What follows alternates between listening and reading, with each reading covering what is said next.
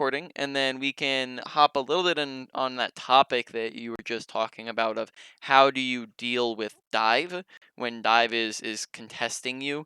And you have a decent amount of like options, right? Like swapping is obviously one of them because if you're playing Ashe, right? So you play a decent amount of Ashe, right? That's your main Right. character. Ashe isn't, I guess, the most fantastic counter dive character. Right? She's kind of average against them, maybe even a little bit below average in how she kind of approaches dive, right? So therefore, swapping to a better character up against the dive could be an option, but you can also work your playstyle around to make sure that you're playing better into a dive if you want to stay on Ashe. So things as examples, right? One positioning thing to keep in mind is making sure that you are staying with your team. If you are isolating yourself away from your team up against a dive, then that is going to make you very easily um, doveable, where you can't get any tanking, you can't get any extra damage, you can't get any healing because you're essentially self-isolating, which is what the dive wants. Whereas if you stand on top of your whole team, well, then you have so much damage to burst them down with. You get extra tanking, you get extra heals, etc., and then you have a lot greater chance of staying alive. And then that right there is probably one of the biggest things you could change about your play style to counteract a dive. Now, additionally, you can also do other smaller things like making sure you're just being extra careful of the dive, save abilities for the dive, play like off of like health packs, play like extra far away where they can't really dive you instantly. If you're Ashe, maybe you can outrange them a little bit. Those types of ideas, being aware of your flanks and off angles because they are on some flanky characters, is another thing to be aware of. So there's a bunch of different solutions there to have better gameplay up against a dive, even if you're not on a character that's fantastic into dive. Do all those kind of make sense? Yeah.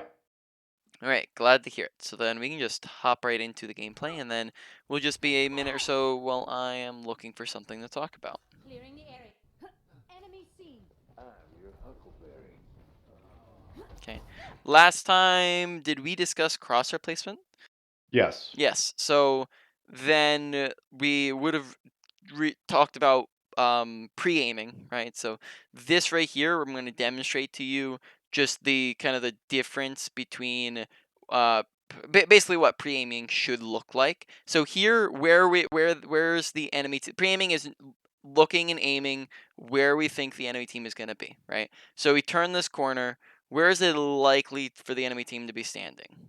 You mean from right here or when we turn the Well, corner? right when we turn the corner. So like let's say we're like right here, right?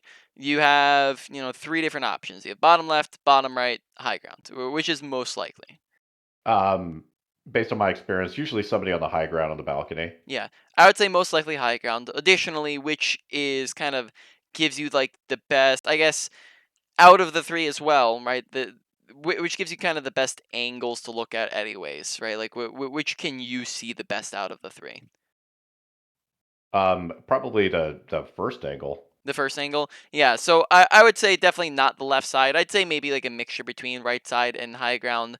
Right side, it's also probably not super common that they're standing there, right? So here I would probably say that you want to come out and you want to be aiming already looking at high ground, right? Hmm. Because you just want to have your crosshair there. So let's turn this corner, and we turn this corner and kind of look at where we're keeping our crosshair, right?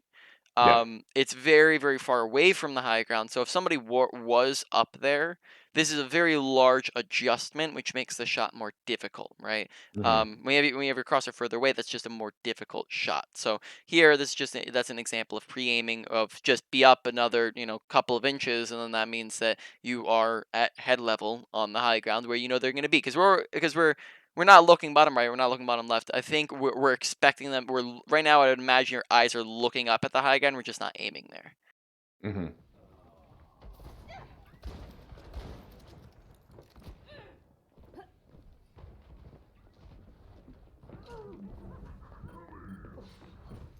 Fire in the hole.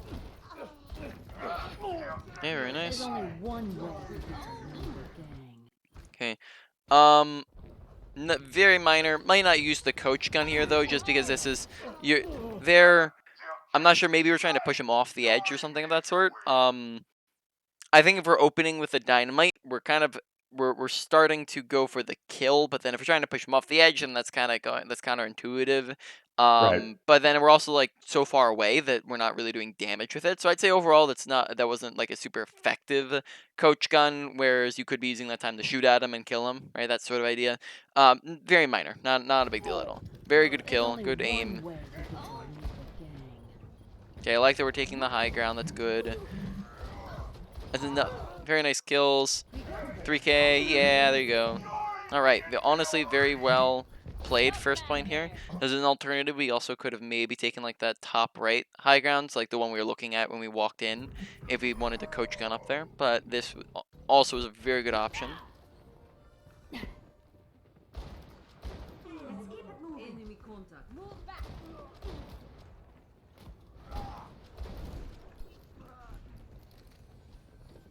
We still need you. Okay, once again, notice crosshair placement, right? They it's minor things when you're talking about this individual moment, but it adds up when it's continuously looking like this, right? So Yeah. we know McCree's in that room. McCree walks out, and what's the problem currently with where crosshair's at? Oh, it'd be too low. You can't get a headshot. Yeah, and we're not even aiming in the doorway, right? He's not Right. going to be inside the wall. So make sure that when you're aiming places that you're not kind of letting your crosshair drift onto walls and things like that, because people aren't going to be inside of those and you can't shoot a wall. So you always want to be aiming where people could possibly be, which is going to be the openings, the gaps, the doorways, those sort of things. So here we definitely want to be aiming head level at the doorway. I would say even slightly above the head level part is just instead of the wall, do the doorway, right? It's just a little, you want to do a little bit away from the wall. That way you have some time to react. And then once again, that puts it in a better place to react and shoot faster. Fire in the hole. Okay. Don't become too preoccupied with the McCree. He's not in a position there to just come out and roll over your whole team.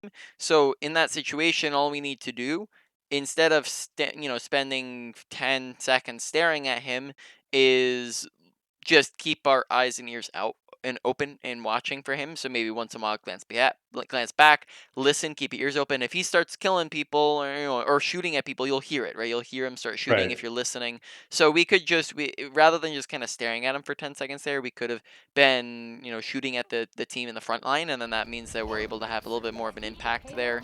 Um, Once again, a little bit more of a minor point. Okay.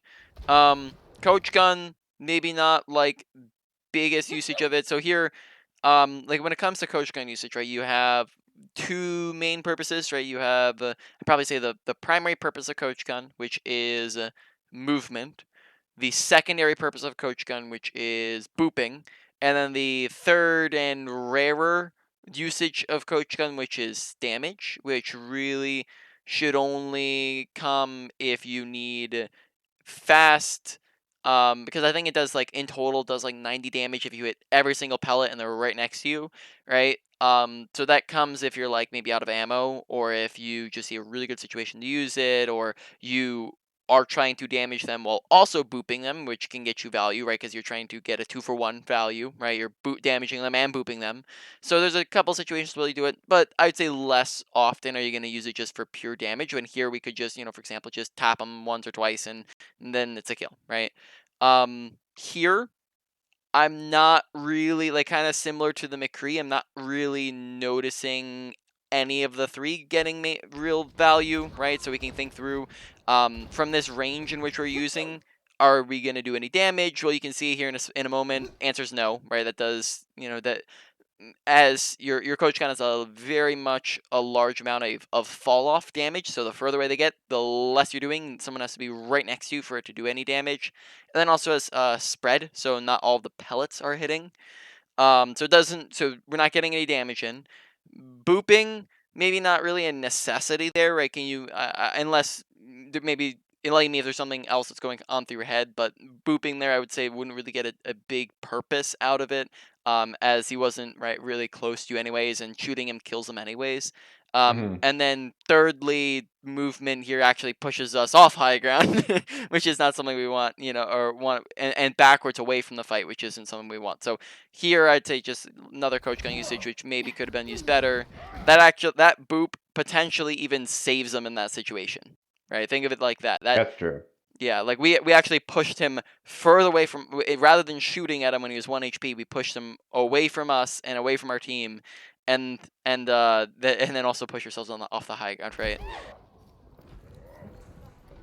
So here's a quick question. Does the knockback effect change based on the damage it does? So I think that the knockback is affected by. That's a good question if it's directly related to damage. I think that it's like similar how the knockback has a kind of a range on it. So, if we're right next to somebody, I think we're gonna be doing greater knockback to them versus if we're really far away from somebody. I'm fairly confident that that is how it works. So we can test it out really My quickly. business, So my rules. if I am, I guess I don't know what a good way to do this is. I guess we can do it over here on this guy. So if oh no, I guess I can't do it on that guy. Oh snap, who do I go to? I guess we'll do this guy over here. Snap, there's actually not, okay. So if we're right here, I guess, right, let's do this.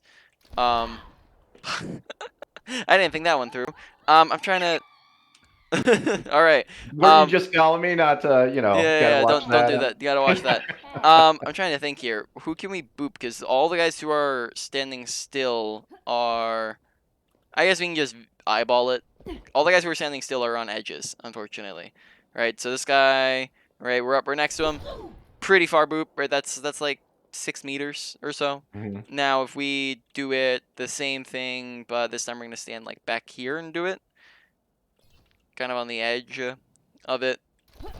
Oh, I guess that does get around the same. So you're doing, I guess you're doing actually roughly, I'd stand corrected. It looks like you're actually doing pretty much the same amount of booping at the distance. The main thing is just the damage that's affected. Because I guess we can see it again here. Let's see. Yeah, okay, so they actually do take the full force of the boop. That's an interesting factoid that I didn't know. Alright, we're on Nubani. Traveling to Numbani, ready for battle. Take cover.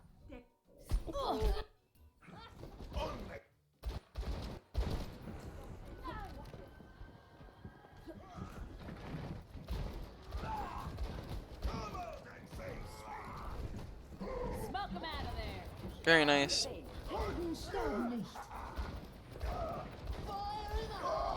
Do I have to do everything myself? Dein Schutzengel ist da. Enemies re-engaging. Okay. Make sure you're tossing in dynamite just any chance you get. Just sometimes they're a little bit delayed, maybe tossing them out there. Oh. Audio awareness, right? Because we don't really seem to notice until Junkrat's on top of our heads. And then we barely seem to notice even after he's already gone. Okay, very nice. 3 picks. Request healing. Don't know if I mentioned that last time, but just requesting healing is gonna be a great way to get that. I didn't do a good job of it this game, but I have been focusing on that more. Fire at will. I'm moving the payload. Operating at maximum efficiency. Hello.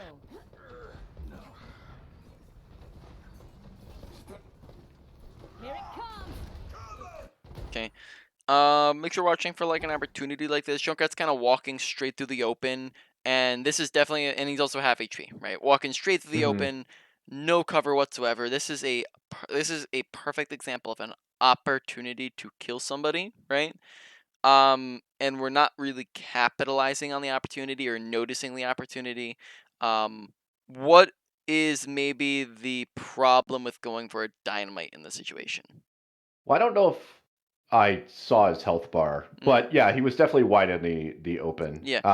Even ignoring the health bar would just be, awareness, pay attention Right. to the health bar. But then even watching just the fact that he's very wide out in the open, what would maybe be a problem with tossing the dynamite in here? I don't know. Yeah. I mean, So aside from you're only going to get like one person, maybe. yeah. I'd probably say the main issue is the delay before reaching. You're at such a longer range that would it not just be much more effective to just flat up shoot them, right? Yeah, that's true. Dynamite in a lot of cases, the benefit that it gets, right? Dynamite, you can think through some of the benefits, right? Big, wide group damage, right? That's a massive thing, right? You're cleaving through everybody. You can hit fast moving targets and hard targets to hit, right? So I think it's much easier to hit on like a Genji, right? It's a really consistent form of damage. You can get it out relatively faster, closer ranges. But do note that it becomes slightly less effectuous the further away you are because it's a projectile, and projectiles are harder to land at ranges because they have harder because projectiles take time to get there. It's slower to get there. They might have already moved it out of the way. They have time to see it. They have time to block it, to eat it, etc. So here in the situation, if we're seeing his health bar, we're seeing his um, just the fact that he's out in the open, we might want to just be shooting at him here. And then, especially when you see that the dynamite's nowhere near him, right, and it's not going to connect with him, then you want to just be aiming at him, especially in that situation. All right, so we kind of let the kill get away from us. Heroes never die. Okay. So right here. Firstly, I'm thinking to myself, I'm in McCree's flashbang range basically, or like he's getting very close here. If he Yeah. rolls up next to us, he flashbangs us, or if he walks 2 inches forwards, he flashbangs us. So using your coach gun might actually be a good idea in this situation because then that boops him away from you, puts distance between yourselves. Also do note that coach gunning somebody can also sometimes put them up in the air and make them easier to hit as well, kind of like a skeet shooting almost, right? Hmm. They become easier to land when they're falling through the sky. Um, then additionally, I would probably recommend when you're under direct pressure, you may not want to hard scope. So no, in this situation, you're just holding down the scope button, right? And that you may not want to do that when you're under direct fire. Why would that be? Because you move slower, 25% slower. It's Yeah. easier for him to Mm. hit you. Yep. You move slower, which makes it easier for him to hit you, and then that just leads to him doing extra damage, right? And you dying a lot faster. So you might want to Mhm. consider either doing probably doing like some left clicks here, unscoped shots, or you could possibly do like quick scoping, right? That's an option, but definitely probably don't want to be just completely hard scoping here because then that just lets them headshot us super easily. Also note additionally our lack of cover in this situation as well. Yep.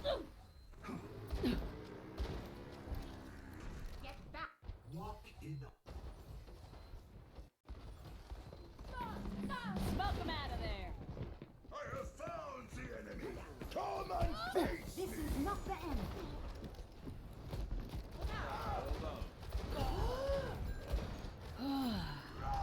Bob, do something. Okay. So rewatching. So firstly, note that before this point we've kind of gone like 2-ish fights without Bob. Um, we went kind of the first fight we got Bob. The second fight we kind of rode in on the tail end of it, so that was a big deal. We kind of ended up dying late, and then we weren't able to use Bob. And then we also went the last fight where we died to McCree without using Bob. So it's like kind of 2 fights that we didn't use it. Just remembering those that aren't used don't get any value. Additionally, we use Bob, and let's kind of watch through a little bit of how we use Bob. So, firstly, right, Do something. know that we're firing him off into a trap, right? He ends up getting trapped here, so make sure being aware of the trap, watching for it.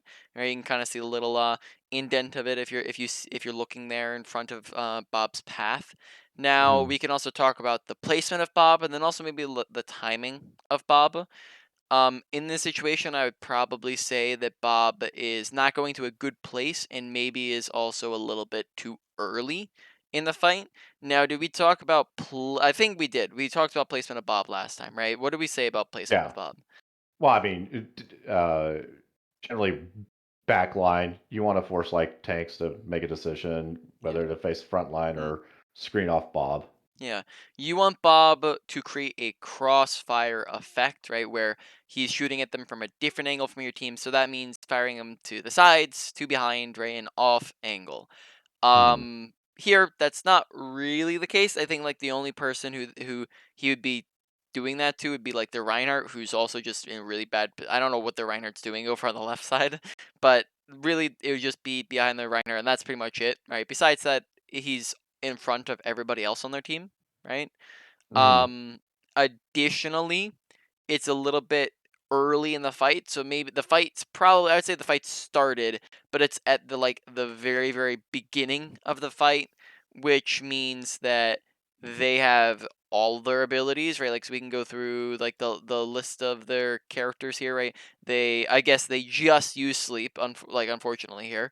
They have actually I guess I'm misreading that because they do actually have just used a lot of their abilities, but in a lot of cases, near the start, the very beginning of the fight, they'll have a lot of their abilities, right?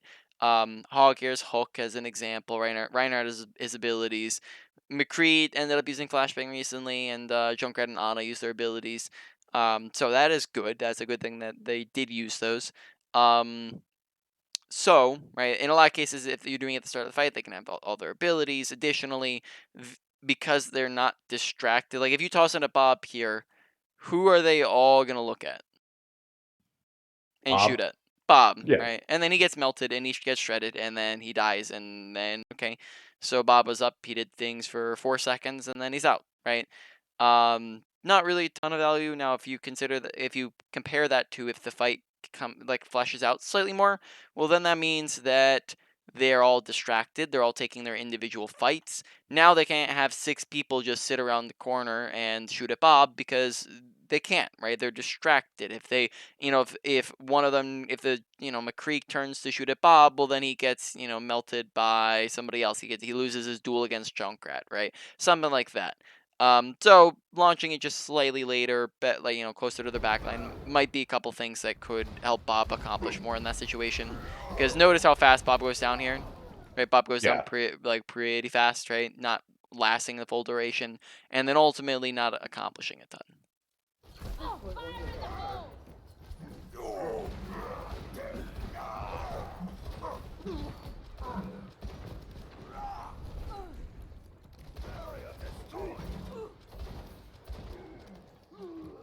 Enemy contact. Der kann jetzt noch nicht vorbei. The chaos. Get him. Smoke him out of there.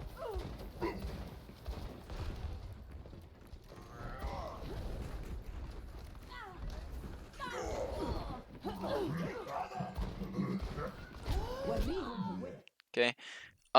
Once again, Coach Gun maybe not doing like a ton of work here, right? Not really accomplishing a lot, right? We're kind of Hmm. booping him a little bit, but that's time that could be better spent shooting. Additionally, once again, notice lack of cover that we're using here at the moment.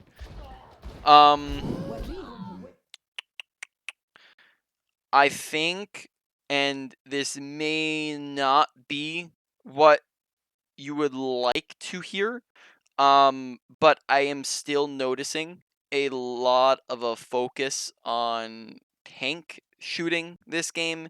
And we do not seem to be really actively seeking out other characters or other duel, like maybe we're not really actively seeking out the DPS to duel the DPS and beat the DPS and win. It seems like a little bit of a passive play style where we're kind of just sitting there and hoping stuff happens. We're shooting at the tanks and we're trying to survive. I think this is only our second death or so, right? Which is a good death rate. But when it comes to passiveness versus aggressiveness, note that passiveness is not something that you want. Passiveness is not something you want. Aggressiveness is something you want, but passiveness is something that you will need, right? So I want to Hmm. clarify those kind of that mindset. You never want to be passive because if you are passive, you're not accomplishing things. Things do not get done, you don't get value. but there are going to be situations where you are forced to play passive. So think, for example, you're 1 HP. That is a situation where you are forced to play passive because if you were to get aggressive, you would die and then you would be accomplishing nothing, right? And you want to find a balance between doing things while also not dying, right? That's if you can do things while not dying, then you have done stuff, right? That's where you're getting a lot of value. But if you're just purely focusing on staying alive, which seems to be a little bit of what's going on here, then that means that you end up missing out on a lot of value and you don't really end up accomplishing a ton. And then if you go in looking for kills and then die again and again and again and again, then that's also not very good. So generally speaking, I would say I'd like to see a little bit of a playstyle shift to be thinking about that concept of wanting to get a little bit more aggressive.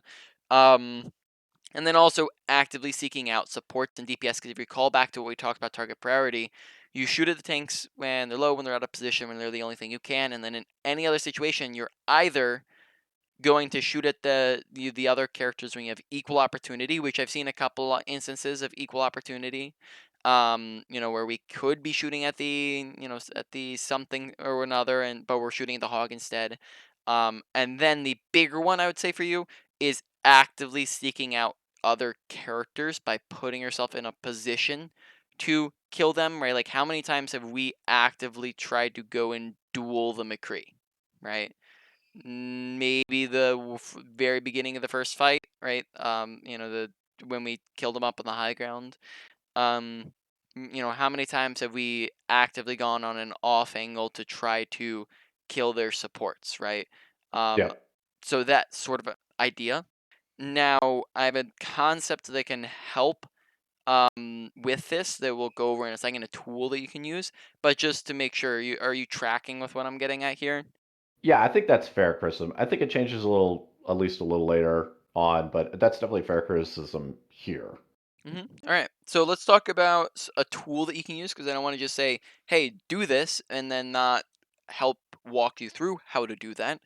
Um, so this is a very helpful tool. This is typically something that I reserve that I definitely 100% go over with like main tanks, but this is still very applicable to like every character in the game, and that is aggression scaling. So aggression scaling is pretty much thinking of your aggression as if it were on a scale. So at 50% is your neutral. You're going to come into every single fight where nothing's really different, where you're coming in and you're at a 50%. 0% is going to be your super passive, and 100% is going to be your super aggressive. So on this scale, you are going to adjust upwards with advantages and with opportunities, and you're going to adjust downwards with disadvantages, with a lack of resources, and with danger, right? So let's break a couple of those terms down. Um, Advantages, right? Have we discussed like kill feed watching at all? Is that something we went over Yeah. at all? Yeah. Yep. So advantages versus disadvantages on a simple level comes down to stuff like that, right? Are you up or down people, right? If you're up a person, you go up from 50 to 60%, right? Two people, 60 to 70, right? Something along those lines, etc., right? You up three, 70 to 80, right? That sort of idea. Now, going down people, same thing. Disadvantages, same thing. You're down a person, you go from 50 to 40, right? Down two, you go from 40 to 30, right? And so forth. Now, there also are a bunch of other things that go into that. I'm not sure if we covered that, but I don't think we currently need to. But there's also a ton of other things that go into advantages and disadvantages. Opportunities are going to be things like Junkrat's out in the open, right? No cover. He's multiple times leapt into your team, right? He's low HP, right, etc. Those are opportunities to get more aggressive and go and punish the person. Other things. A lack of resources. That is going to be things like your abilities and your health, right? Mainly on Ashe, it's gonna be your health, right? Because you can go in and you can do things if you don't have dynamite, if you don't have shift. On other characters, maybe like tanks, for example, abilities are a lot more important to have. But if you don't have health, you can't do anything. So if you're at 1 HP, you should probably be at 0 to 10%, right? You probably shouldn't be doing too much until you get healed up. But if you're at full HP, well, then you can be at 50. You can be at a neutral aggression. And then finally, danger level. Danger level is different from being low, right? I can be 1 HP and sitting over here and perfectly safe, and I can be full HP sitting right next to, sitting right here next to this combo, and be very much in danger, right? Danger level. Therefore, right, and then that's not to say that healing cannot affect danger level. Usually it does affect it. It's just not indicative of it. And then danger level, when you are in danger, you probably want to play a little bit more passive, right? Mm-hmm. If they're using a nano whole hog, there might be a second to pause and back up, run away from it, right? That sort of idea. So, other concepts to run through with this real quick, right? Other things of note. Note that this is very fluctuant. Do not try to come into a fight and lock in at 100% and stay at 100% for the next 10 seconds. Usually not how it works, right? It's very fluctuant. So you might come into a fight, you might be at 50%. Then you see, oh snap, Junkrat's feeding, he's out in the open, I'm going to go for the kill, it's an opportunity. You go up to 100% to get the kill. Then you get shot in the head and you're 1 HP. And oh snap, now you drop down to 0, right? So you just, in the course of 1 second, went from 50 to 100 to 0 in 1 second, right? Very, very fast, very fluctuant. It's going to be doing that during the whole fight, right? It might not always be that fluctuant, but it's going to be fluctuant. Additionally, note there's just a lot of different. It's not just one of those categories. It's all of those categories all the time, all together, right? It's how do all these interact, because you're going to be in a fight, and at any moment's notice, right now, you're down 2 people, but and then you have your 1 HP, and they're using, and then they're using 2 ultimates. So right now there's like a lost fight from all that stuff, right? But there's so many different things that are going, that are kind of adding into this, right? That are kind of getting thrown into the pot, and it will be overwhelming to start. Like I'm unless you're just your I guess your brain is used to this kind of thing. It's just note that it is a lot. I admit that it's going to seem like a lot, but once you practice at it and start to think of things like this, then you'll be able to just at any moment's notice, in half a second, take a snapshot of your brain and say, okay, right now I'm at 50%, right? Okay, right now I'm at 100%, right? Because you'll be able to, when you practice at it, be able to see all of this really, really fast, and be able to identify it, right? I'm able to do that just really, really, really fast, to where I don't even, it's just something that comes naturally. I don't even think about the numbers. I just think in terms of, okay, this is what I should be doing at the moment. I should be getting this aggressive. I should be playing this passive, etc. Right? Just because it comes that naturally. So does that whole concept make sense? Do you have any questions on it? Oh, I mean, I'll probably do that to like a much less consistent, less, I would say, comprehensive way. Mostly based on my like health bar. But yeah, it makes sense. Yeah, just it's important just to note that it's not purely based off your health bar, right? Right. And it's just, yeah, it once you practice at it, it will become a lot less overwhelming, right? It shouldn't be that overwhelming once you get into it a little bit. Right, it's kind of the same thing as watching kill feed in a way, right? It's just a lot when you first look at it, and then it becomes, a little bit more, you get a little bit more used to it, where it's not really something that you really even think about anymore. So let's move on here. I don't think I had anything else I was going to discuss. And then to note on that topic, the issue that we currently seem to be facing is that your passive, so that your neutral does not seem to be a 50%.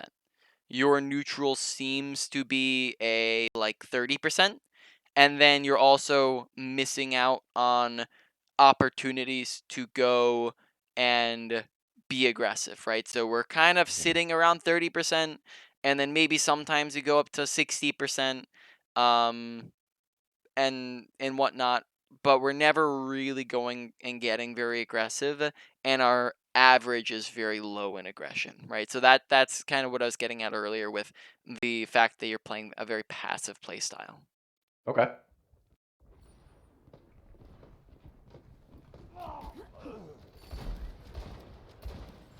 Enemy contact. My ultimate is ready. Barrage ready.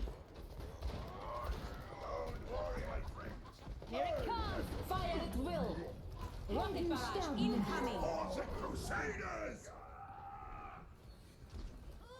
Clearing the area. Okay. Be careful because we did make that whole rotation in the time it took for a fight to end.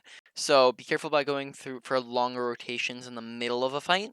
If you see all those ultimates being popped, you might want to even just drop down from the high ground to go and participate in what's happening. Additionally, you might have even wanted to instead of just sitting there scoped shooting at shields, you might have wanted to start making that rotation sooner so that by the time your team's ulting, you're already in this position, right?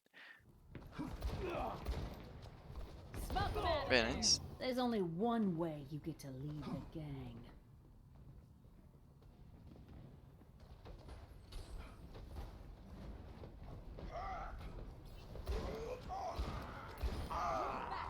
The payload is approaching its destination. I have secured the payload. It's The next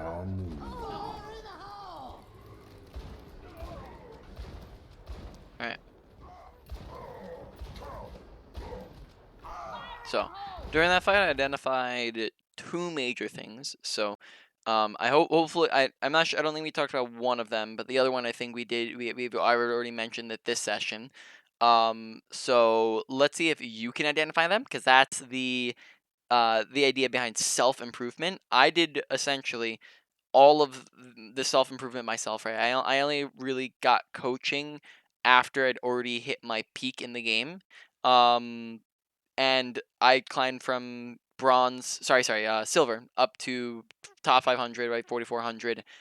Essentially all off of this concept of self improvement, and that starts with identifying the problem, identifying the issue within the problem, looking for the solution, and then looking to apply that solution, right? So in this fight, we'll see if you can identify what at least one of the issues is, and then I have a second issue as well that we can discover. So maybe I'll give you a hint. I guess I don't know. Do you have any ideas already of what it could be? Well, right here, I'm not in a really good position. Mm. And I'm probably too far away. I think we're definitely in fall off range. Yeah. Did we discuss ranging last time on Ash? Yeah, a little bit. Yeah, okay. Well, then that is definitely that was the second thing I was going to mention, right? Is I would say here it's just a little bit far away, right? So Yeah. noting two things, right? One, fall off damage, and then two, much more inaccuracy because there's much smaller targets, right? So being somewhere like, I don't know, you could maybe be up on this high ground over here, right? Yep. Being here would put you a lot closer. So here we're like really far away. We're kind of sniping like a Widowmaker would. So really far away. Yep, you got that one. That's definitely one of the big major things I would mention here. And then I'd say there's another second thing after that point. I would say like not throwing in Bob as soon as I could. Yep. 100% agree with you, right? Just a lack of using our ultimate, and then therefore they come in, they use all their ultimates first, and then we lose, right? We don't really, Bob doesn't do anything. So definitely using him could help flip that fight around. That's better. My ultimate. Ich bin da. Ich kümmere mich. And then in that positioning and lack of Bob usage, you can see a little bit of the non-committal. Oh, very nice. 60 seconds remaining. I think we were maybe looking around for Junkrat, like we didn't know where he was there. Yeah, I definitely heard something. Yeah, so have we talked through sound settings? Yeah, I got it. Alright. Make sure to keep your ears open. Listen for where it's coming from, what's happening. And pay attention, because here we're a little bit slow to react, and then when we do react, we are kind of looking all over the place, like where the heck is that sound coming from?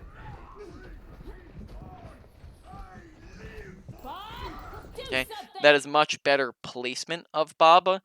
Now I'm not sure if they've used sleep. Are they gonna sleep Bob?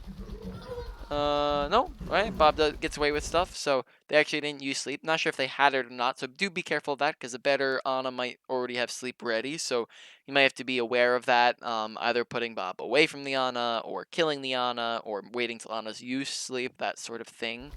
Let me show you. But much better Bob placement, fairly decent Bob timing, so that's definitely one of the better usages we've seen. Don't mess with him. All right.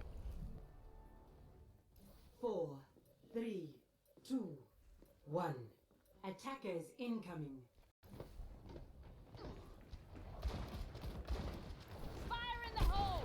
Okay. Oh, whoopsie.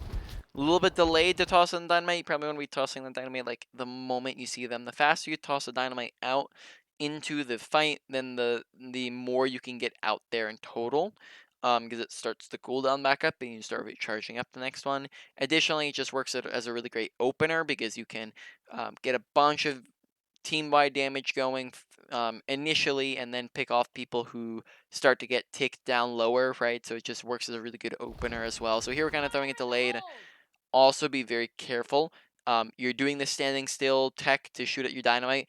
Be very careful about using that when you're under pressure, right? Because if McCree's staring right at you as Mhm. you're doing this, and you just get domed in the head twice because he's a good McCree and he has good aim, right?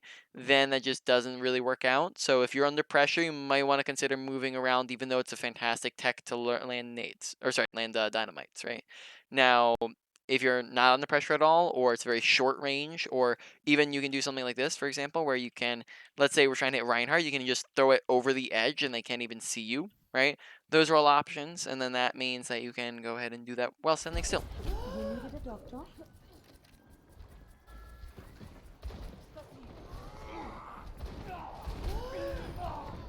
Now who's the better shot? Woo. Dein Schutzengel ist da. Smoke him out of there.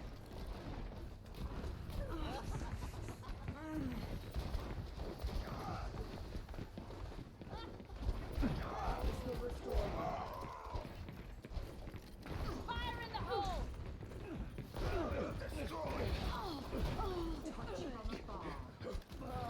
Help me. Right on schedule. Okay. So during 2 points in that, I think we kind of gave up slightly on shooting at people. So like just for a moment there, we stopped shooting at the Mercy when she was low, when that's an opportunity to maybe press a little bit more aggressively, right? So when you shoot Mercy down to 1 HP, you might want to play just a little bit extra aggressive to finish her off faster. And Mhm. then I think we also let like one other person get away when they were low. Um, Ziada. yeah, and then additionally, we did spend a decent bit shooting at the Reinhardt, maybe without any opportunities or such to capitalize on, which is a little bit of wasted time as well.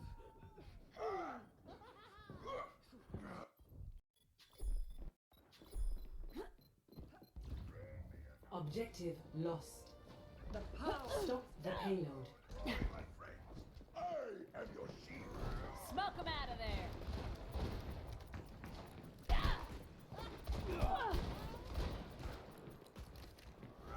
Request healing, get a support up to heal you up.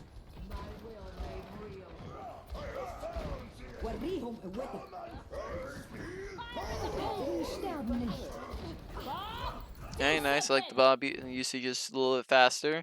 Though do note, like positioning wise, he is still like fairly ahead of them all, right? Like he's just like right on top of their tanks, so it just means that they'll probably be able to shield him off and then back up and then get around the corner very easily.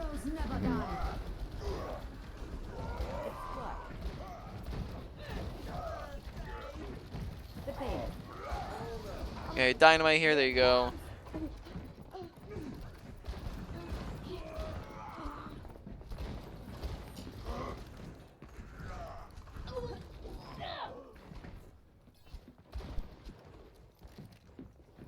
Smoke him out of there. Oh. Dynamites maybe puts a little bit more effort into some of them. I think that some of them aren't doing as much as they could. Some of them are missing. Some of them we're only hitting like one person, or we're not tossing it really near. Like we'll have, for example, have like a massive crowd of people, and then we'll throw it Mhm. at like the one individual person off to the side, right? Yep. So making sure we're just being more ambitious, we're trying to hit as many people as possible to get the damage going as many people as possible. So just in a couple situations here, a little bit more effort on dynamite, but I'd say it's not a insanely high priority in comparison to maybe some of the other things. There's only one way you get to leave the game. Much better. The payload has checkpoint. Enemy comes near.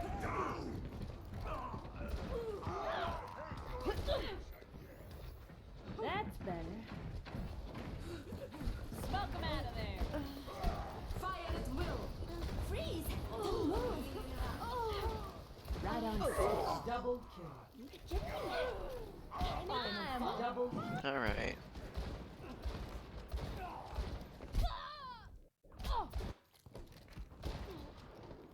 Heal. Okay. A little bit delayed reaction to notice him.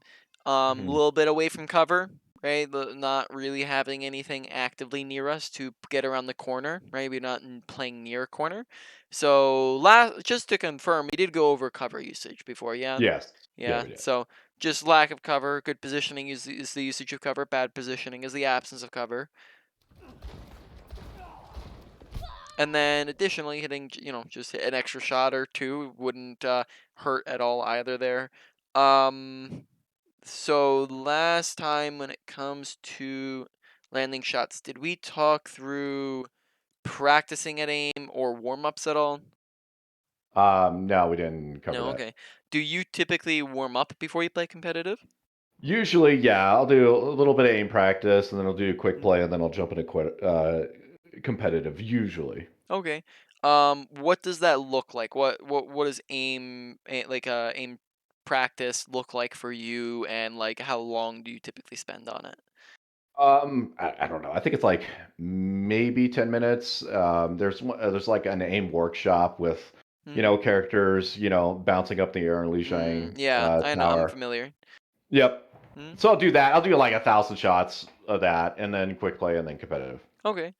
So let me give you my recommendation. So, firstly, I do not think that quick play is necessarily a necessity before hopping into competitive. Um, so like real quickly, just the reasoning why. The more time you get, more practice you put in is pretty much gonna be better, unless you're on like a lost streak or something of that sort. But when it comes to playing quick play, it's not really a fantastic place for warming up. Typically, what you need to warm up, why you warm up, is because you're warming up your mechanics. Your knowledge typically doesn't fade after a day, and your know-how of how to play the game and your ability usage and all that, it's not really going to go away, but your muscle memory does start to fade at a very rapid rate. That's the fastest part of your kit that starts to go away, and that's primarily what the warm-up is for. It's a mechanical warm-up. Now, after over time, you can definitely, like, if you took a week break, you're definitely going to be needing a warm up in all the other areas as well, right? Mhm. But when you're warming up just on a daily basis, usually it's a mechanical warm up. So when you're talking about a mechanical warm up, quick play just isn't a wonderful environment from that for that, because it's a not really based solely around your aim. It's not going to be super competitive because there's a bunch of people memeing around and kind of not really trying super hard. Compositions aren't going to be what they usually are, etc. So I probably just recommend even skipping over the whole quick play step, and just like really just doing a quick aim warm up and then hopping into comp. I think 10 minutes for an aim warm up sounds perfectly reasonable to me. That's about what I do too. Since I play DPS, it's about a 10-minute queue anyway, so I will just do it while I'm in queue. So then additionally, I would probably, my recommendation that I always give people is go and do your warm ups slash aim practice in try hard free for all. So why this is such a wonderful environment for aim practice is because there's unlike quick play, right? There's no teammates to worry about. There's no objectives. There's no whole enemy teams. It boils it down to simply how are you shooting at people and how are you dueling people, right? It's just pure mechanics, right down to its core that you're practicing at and warming up.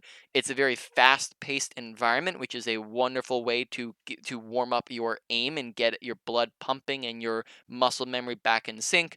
One of them is usually always active in the custom game, and you can do that while queuing up.